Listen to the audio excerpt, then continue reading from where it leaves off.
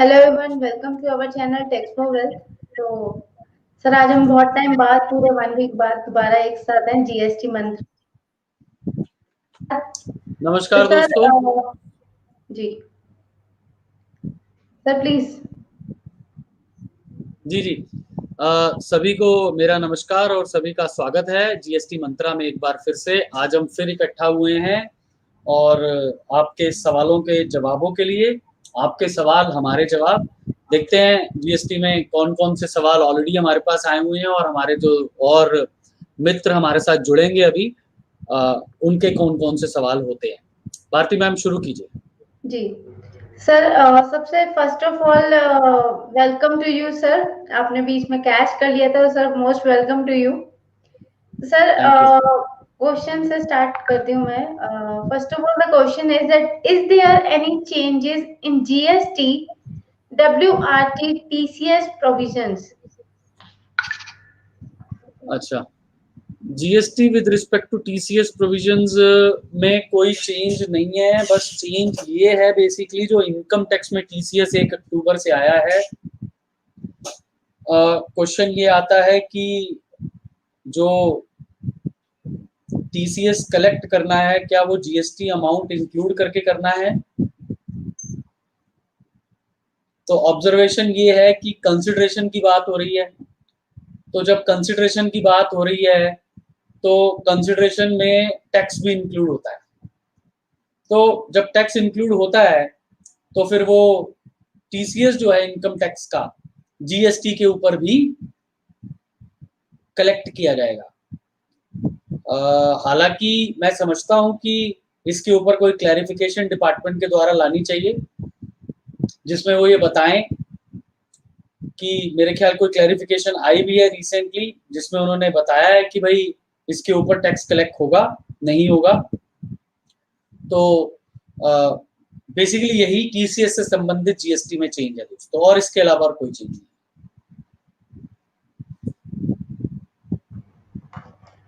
So moving to my next question,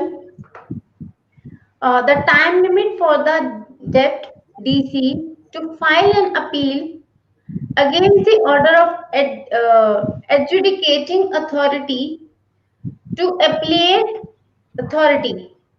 Order for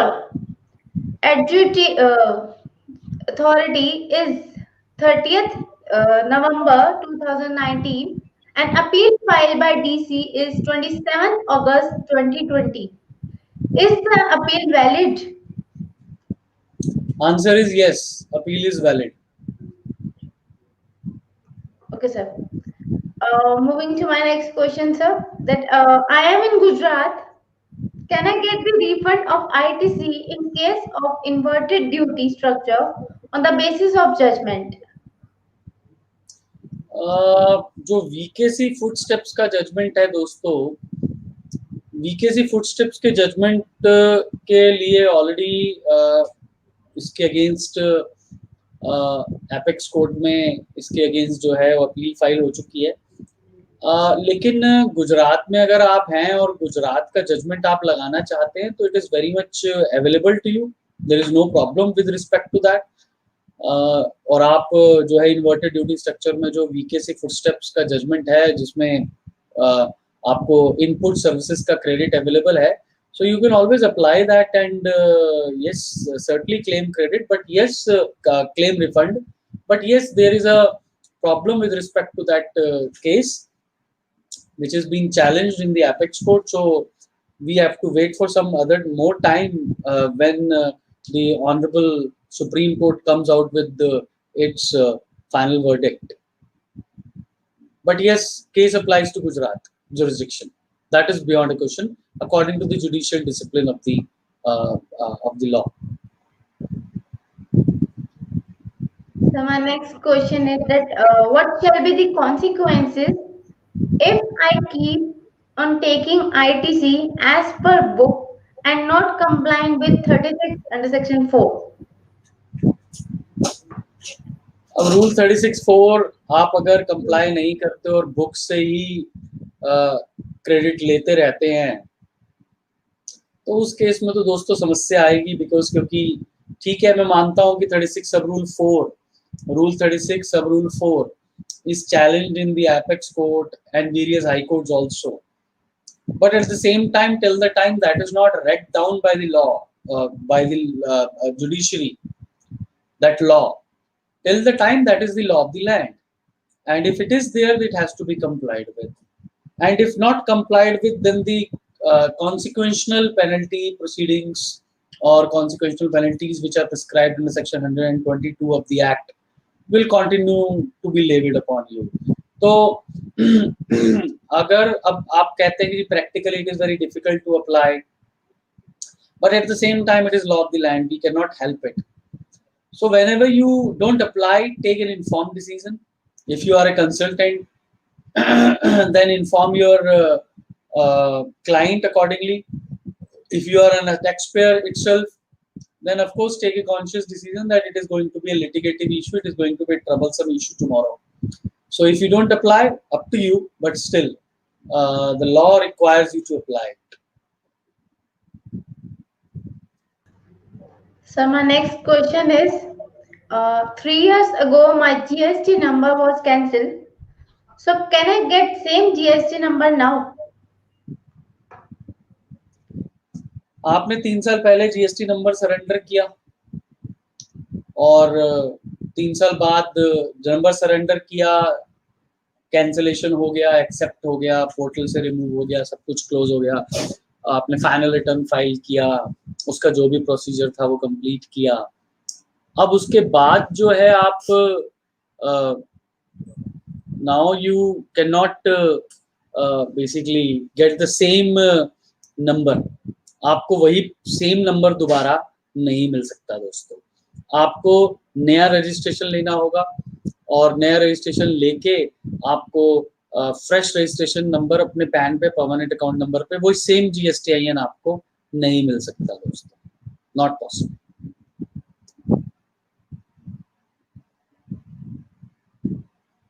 एक मेरा सवाल है जो मैं आपके साथ, इनफैक्ट 2 बातें मैं आपके साथ आज आपके साथ शेयर करना चाहता हूँ। पहला, अभी मैं एक जजमेंट देख रहा था केरला हाई कोर्ट का, KU न्यास versus assistant commissioner of GST। ये जजमेंट जो है अभी रिसेंट सितंबर में ही आया, इनफैक्ट यस अभी 30 सितंबर आई बिलीव। बहुत इंटरेस्टिंग जजमेंट है, मैं आपके साथ शेयर करना चाहता हूँ। ये है सर्विस ऑफ नोटिस के ऊपर और सेक्शन 62 बेस्ट जजमेंट के ऊपर। हुआ क्या कि जो असेसी था, टैक्स पेयर था, उसने रिटर्न्स फाइल नहीं की थी। रिटर्न फाइल ना करने की वजह से उसको बेसिकली शो कॉज किया गया कि भाई तुम रिटर्न फाइल कर दो। रूल सेक्शन 47 में उसको सेक्शन 47 में उसको कहा गया और फिर उसके बाद उसको GSTR 3A में नोटिस भी जारी किया गया, फिर भी उसने रिटर्न फाइल नहीं की। तो सेक्शन 62 में प्रॉपर ऑफिसर ने उसका बेस्ट जजमेंट असेसमेंट कर दिया। अब जब बेस्ट जजमेंट असेसमेंट किया तो उसके बाद प्रोविजन होता है कि 30 दिन के अंदर अंदर अगर आप BGA के बाद जितनी भी रिटर्न्स फाइल नहीं है वो फाइल कर दो, तो जो BGA होती है, बेस्ट जजमेंट असेसमेंट होती है, in the light of the available data, facts, returns, information, वो ड्रॉप हो जाती है। अब हुआ क्या ये KU न्यास के केस में कि डिपार्टमेंट ने best judgement order, assessment order कर दिए और ये जो BGA ऑर्डर्स थे ये टैक्स पेयर को मिले नहीं। टैक्स पेयर को मिले 6 महीने बाद, और टैक्स पेयर ने जैसे ही इसको मिले, नजर आए, या इसने जब भी क्लेम किया कि मुझे जब नजर आए, इसने 30 दिन के अंदर अंदर सारी रिटर्न फाइल कर दी। और रिटर्न फाइल करने के बाद इन्होंने रिट पिटीशन फाइल किया कि भाई जो हमने 62 है, 62 में ये कहते हैं कि अगर आपने बीजीए के ऑर्डर्स के बाद अगर 30 दिन में आपने सारी रिटर्न फाइल कर देंगे तो आपका बीजीए ड्रॉप हो जाएगा। अब हुआ क्या कि डिपार्टमेंट ने कहा कि भाई देखिए ये तो 30 दिन निकल गए, तो ये इन्होंने ऑनरेबल केरला हाई कोर्ट के पास पहुंच गए। हाई कोर्ट ने कहा कि भाई आपको सर्विस ऑफ नोटिस, डिपार्टमेंट से पूछा आपने सर्विस ऑफ नोटिस कैसे किया था? उन्होंने बताया जी हमने जो है पोर्टल पे भी डाल दिया था और इनको मेल भी कर दिया था। अब ना इनको पोर्टल पे मिला ना ही मेल पे मिला, तो ऑनरेबल हाई कोर्ट ने कहा कि जो सेक्शन 169 है उसमें जो डिलीवरी ऑफ नोटिस है, डिलीवरी ऑफ कम्युनिकेशन है, वो प्रॉपर हुई है, उसके हिसाब से प्रॉपर हुई है। तो डिलीवरी प्रॉपर हुई है तो हम ये मानेंगे कि आपको नोटिस सर्व हो चुका था। जब नोटिस सर्व हो चुका था ऑलरेडी, तो फिर आपको 62 की रिलीफ कि आपने 30 दिन के अंदर अगर आपने रिटर्न फाइल कर दी और ऑर्डर ड्रॉप हो जाएंगे, वो रिलीफ नहीं मिलेगी। आपका नोटिस सर्विस वैलिड है, आपको ये रिलीफ नहीं मिल सकती। हाँ, हालांकि हाईकोर्ट ने ये कहा कि भी आप जो है इस केस में आप सेक्शन 107 में अपील टू अपीलेट अथॉरिटी, आप जो है जो भी appellate authority, joint commissioner, commissioner appeal, उसके पास आप फाइल कर सकते हो अपनी अपील। उसके लिए हम आपको आज से 6 हफ्तों का टाइम देते हैं, 6 वीक्स का टाइम देते हैं, और 6 वीक्स तक जो आपकी बीजीए के अनुसार डिमांड निकाली है उसकी रिकवरी को हम स्टे कर देते हैं। तो एक बहुत ही अच्छा जजमेंट है ये बताने के लिए कि भाई सेक्शन 169 में कैसे सर्विस होगा, 62 की एप्लीकेशन कैसे होगी। 169 में एक क्वेश्चन मेरा हमेशा दिमाग में रहता है जो मैं आपके साथ शेयर करना चाहता हूँ। मैं अभी एक्ट के सामने रख के आपको बताना चाहूंगा कि 169 बेसिकली क्या कहता है।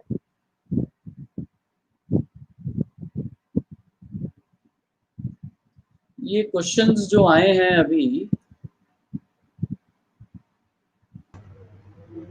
जी सर, कुछ क्वेश्चंस आए हैं सर अभी अभी मेरे पास। सर मैं क्वेश्चंस ले लूं एक बारी? हाँ ये ले लीजिए आप क्वेश्चंस। सर एक तो बिल्कुल सिंपल क्वेश्चन आया है, कुछ क्लाइंट्स को नहीं पता होता, तो उनका क्वेश्चन है that what are CGST, SGST and IGST? Sir आप इस सवाल को मुझसे मत पूछो, आप अपने इस सवाल को किसी चार्टर्ड अकाउंटेंट कंसल्टेंट से पूछो, क्योंकि ये सवाल मैं आपको बता भी दूंगा तो आपके लिए कोई रेलेवेंट नहीं है। अगर आप चार्टर्ड अकाउंटेंट है तो आप ये सवाल पूछेंगे नहीं, और अगर आप चार्टर्ड अकाउंटेंट नहीं है तो मैं आपको बता दूंगा तो भी आपको इस सवाल को जानकर कुछ नहीं होगा। और इस सवाल को बताने के लिए मुझे कम से कम ढंग से आपको समझाने के लिए, क्योंकि आपने अगर ये सवाल पूछा है तो आपकी जिज्ञासा है समझने की, तो 1 घंटा लगेगा, समय है नहीं। CGST central good service tax होता है, SGST state good service tax होता है, और IGST integrated good service tax होता है। बस इतना ही बता सकता हूँ आपको इसमें। क्योंकि सर ऑलरेडी ये टॉपिक इतना बड़ा है कि इसको लेकर बैठेंगे तो इसी में ही चला जाएगा। ये सवाल देखिए, मैं आप अपने सीए साहब से जाके पूछिए, अपने एडवोकेट साहब से जाके पूछिए। Lalit sir most welcome. Sir उनका क्वेश्चन है that I have received GTA service from any individual person or driver. He can't generate any kind of invoice or bill. Then can I liable to pay RCM and payable amount of rent is more than rupees 3000? देखिए जी ललित जी, किसी भी service को GTA बनाने के लिए 2 बातों की आवश्यकता होती है। पहला, transport of goods by road, दूसरा issuance of consignment note. So if the individual person or driver has not, of course first condition is met, it is a transportation of goods by road, first condition is met. Second condition is issuance of consignment note. So if this individual person or driver does not issue any consignment note or invoice, then it is not a GTA. If it is not a GTA, then it is an no reverse charge liability is there with respect to the recipient, and more importantly it is called GTO, goods transport operator. So in case of GTO, first of all तो मैंने आपको बता दिया कि reverse charge तो आएगा ही नहीं, और in case of GTO it is an exempt supply Lalit ji, तो GTO को भी टैक्स नहीं लगाना। जीटीए तब बनता है जब कंसाइनमेंट नोट बनाता है और गुड्स ट्रांसपोर्ट बाय रोड होते हैं। तो ना जीटीए बना, जीटीए नहीं बना तो आरसीएम नहीं आएगा, जीटीए नहीं बना ये जीटीओ बन गया, तो ये आउटवर्ड सप्लाई भी इसकी एग्जेम्प्ट है, तो कोई समस्या नहीं है। आउटवर्ड सप्लाई एग्जेम्प्ट है, इनवर्ड पे आरसीएम नहीं है, कुछ नहीं करना। नमस्ते, जय जय श्री राधे बोलो।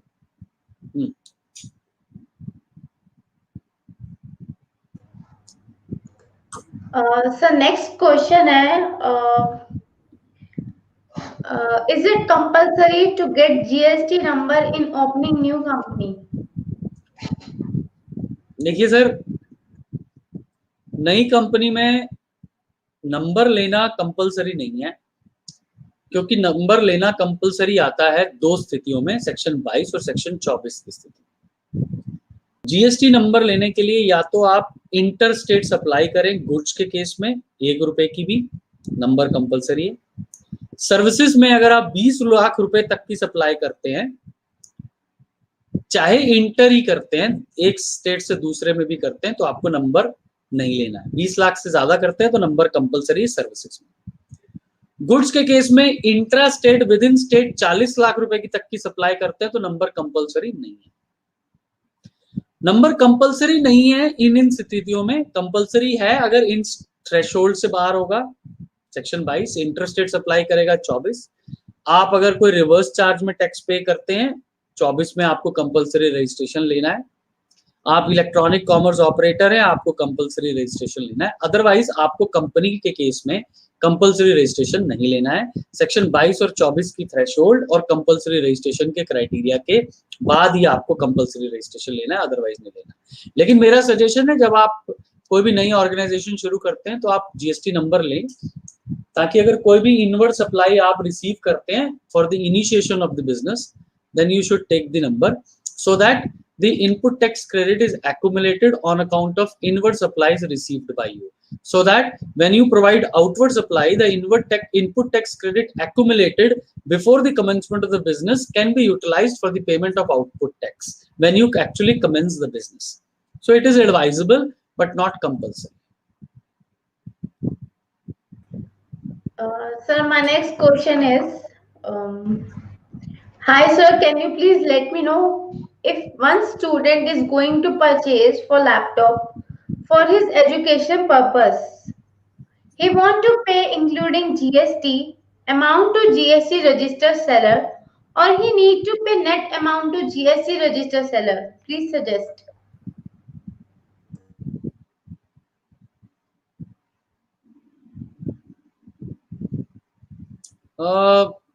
स्टूडेंट परचेज कर रहा है, GST liability is not dependent upon the recipient.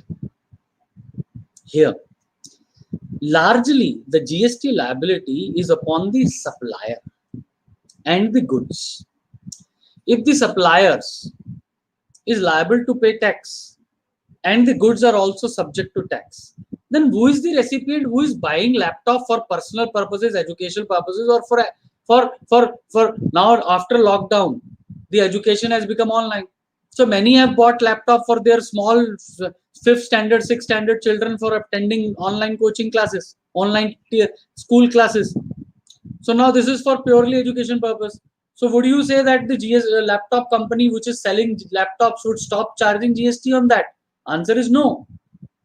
Now whether it is included into the sale price or charged over and above, that is the company's policy who is selling the laptop. You as a recipient has to pay whatever the supplier charges. Question here is whether you have any facility for GST. Answer is no.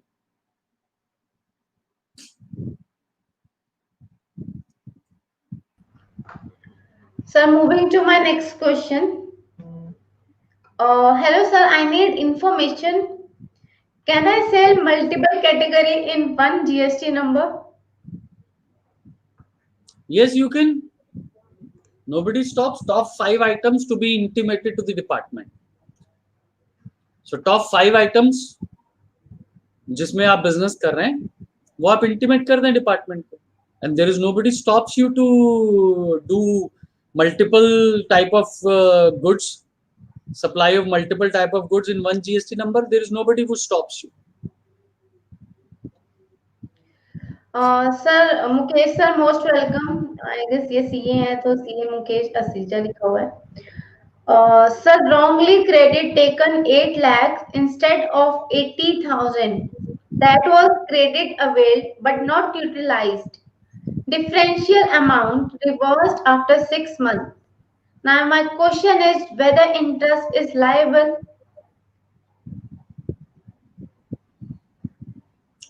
Mukesh ji, there is a judgment of Gujarat High Court, I believe Shabnam Petrophils, if I am not mistaken. It has categorically said, the Honorable High Court said, if the credit is availed but not utilized, then the credit liable to be reversed, but not the interest is liable on that. So my humble view is interest shall not be levied. You may take that judgment from me, ping me separately. You are from Panipat, we are good friends, so you send me separate message, I will give you the that judgment.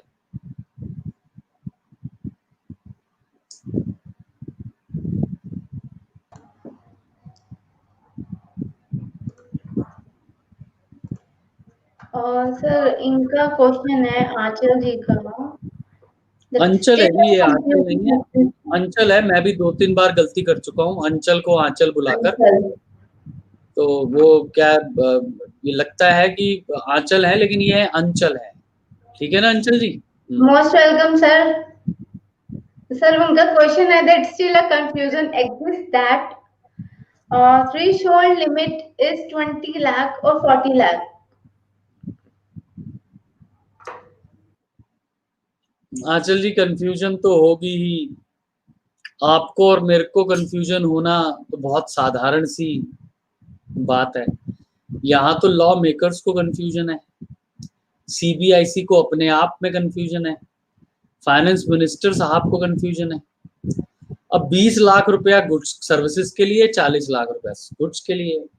अब उन्होंने कहा जी 40 lakh threshold हो गई। अरे भैया 1 साल हो गया आपने 40 लाख थ्रेशोल्ड कर दी थी, और स्टेट को पावर दे दी थी कि जो स्टेट 40 लाख चाहे 40 लाख कर दे, जो स्टेट 20 लाख चाहे 20 लाख कर दे।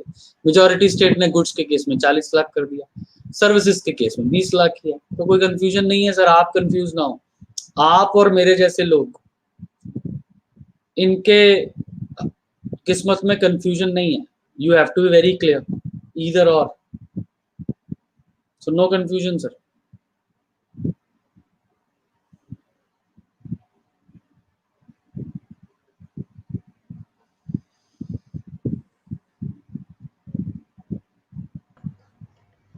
तुषान ji most welcome. As usual आप हमेशा हमारे शो में होते हो। सर उनका क्वेश्चन है that if turnover is more than 5 crore, is it necessary to verificate ITC of capital goods input service in GST 9 and 9C? देखिए तुषान जी, 5 करोड़ से ऊपर बिजनेस है आपका, फॉर्म 9 में टेबल नंबर 6 में आपने बाइफर्केशन देना होता है ITC of capital goods input services, which is not required for 17-18 and 18-19. It was made optional by the department. So far as 9C is concerned, there also it has been made optional. So when you have input tax credit of 1 lakh, so you put the entire credited inputs instead of bifurcating it into input services and capital goods. So for 17-18 and 18-19, this option is available to you. You want to bifurcate, you can bifurcate, you should do it, you can do it. But if you cannot, if you don't want, then you may not.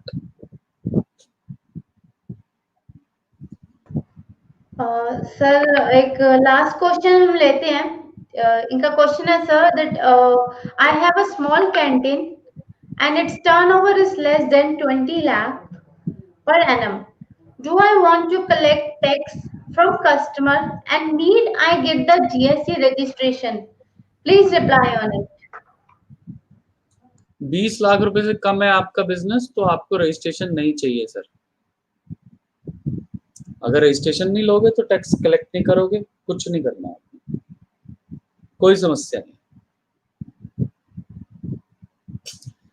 HSN summary भी तुशांत जो है वो table number 17 and 18 में है, form 9 में, made optional for 17, 18 and 18, 19. Don't worry about that also. But it is for 18, 19 and 17, 18 only.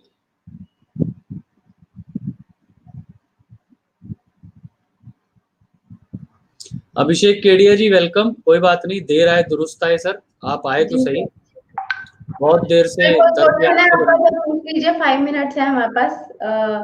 बाकी Rajendra sir questions के अलावा आपको कोई फीडबैक है तो आप शेयर कर सकते हैं सर। एक छोटा सा सवाल है, आपकी नॉलेज में ही डालना चाहता हूं बस। आजकल इसके ऊपर हम थोड़ा सा रिसर्च कर रहे हैं तो आपके साथ शेयर करना चाहता हूं। चलिए एक सवाल आ गया ललित सिंगला जी का, वो ले लेते हैं इंस्टेड कि मैं कुछ बोलूं। We receive payment through Paytm or Bajaj Finance by using these payment gateway. Some fee charges or raise invoice, then ITC is blocked.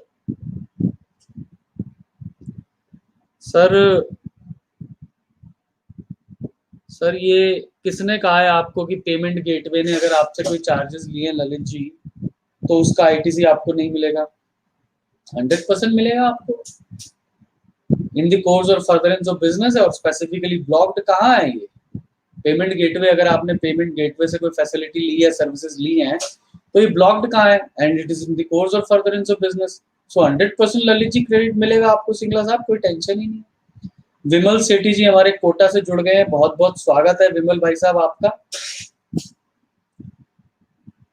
Thank you Abhishek ji for saying it, it is a useful session. आप लोगों के सवालों से ये सजा है और इसका सारा का सारा जो मान है, इसका सम्मान है, वो आप लोगों से है, आपके सवालों से है और आपकी प्रेजेंस से। तो आप जब आते हैं तभी इसमें 4 चांद लग जाते हैं, वरना मैं और भारती तो इसमें हम कुछ कर ही नहीं सकते अकेले बैठकर। एक कप आखिरी फटाफट ले लेते हैं because time is not permitting us now, it is already 3:30।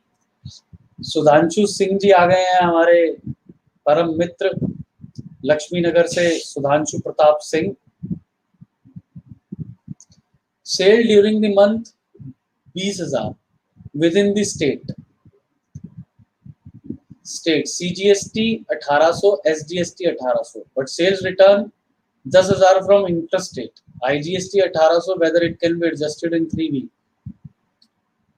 अब सुधांशु जी सेल ड्यूरिंग द मंथ 20,000 और आपका जो सेल रिटर्न है वो 10,000 इंटर स्टेट है।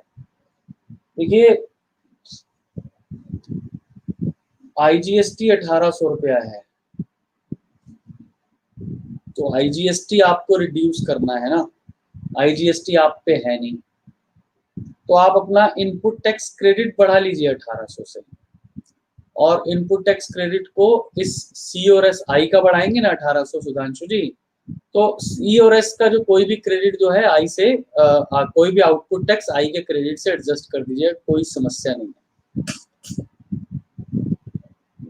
Yes, we are taking credit of GST on payment gateway charges. KDS साहब, thank you KDS साहब for vouching whatever I was saying. So now we are through with the questions also. Right, Bharti ma'am, please come in. Yes sir.